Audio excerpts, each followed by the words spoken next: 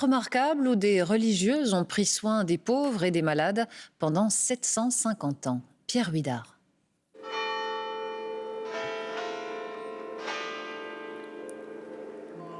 Clister, œil de verre, petite scie, des objets parfois inquiétants qui montrent la médecine d'antan. Mais pour remonter l'histoire, il faut d'abord contempler le bâtiment.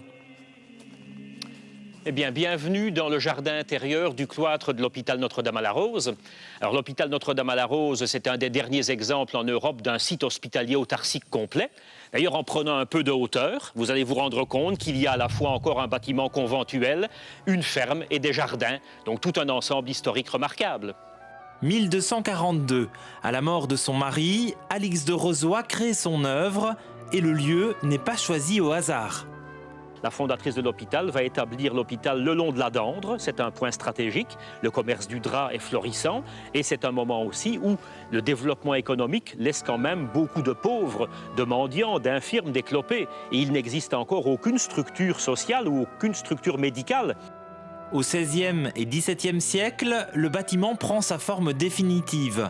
À l'intérieur, plusieurs malades occupent un même lit. Une couleur domine, le rouge. Parce qu'à l'époque, le sang de bœuf ou de porc est un colorant pas cher, mais surtout aussi, les taches de sang se verront moins.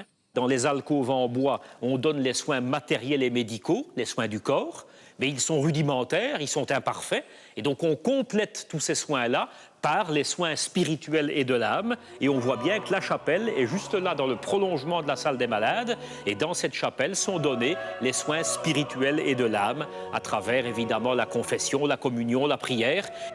Les sœurs aussi soignent leur âme, même au réfectoire, Jésus est partout. Parmi les tableaux remarquables, ce Christ androgyne, à la poitrine féminine, et cette allégorie de la vie religieuse. Les visiteurs ne sont pas les seuls à être masqués.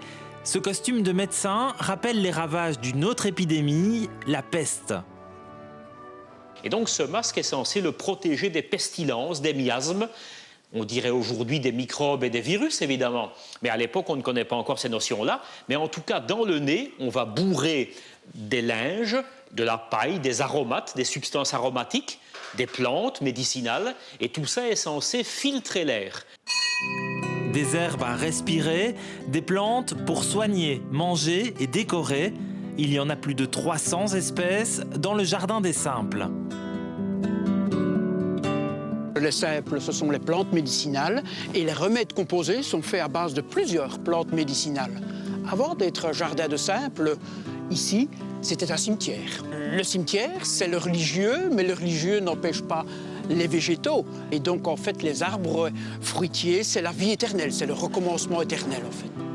Peu avant 1900, sœur Marie-Rose invente une pommade à base de mercure, l'Elchiase fait des miracles, raconte des témoins, et la mère supérieure a le don du marketing. Elle va passer des contrats, s'il vous plaît, des contrats commerciaux avec les chemins de fer belges pour y accrocher ces petits panneaux réclames.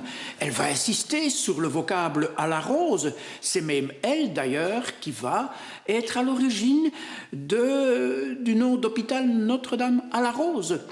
Notre-Dame à la Rose, il n'y en a qu'un, c'est ici à Lessines. Au départ des sœurs, en 1980, une équipe se mobilise et l'hôpital devient musée. On le visite pour 13 € en tarif plein.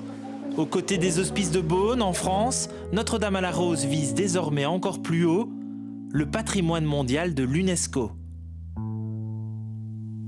Un mot encore de la météo. Cet après-midi, le soleil sera souvent présent, mais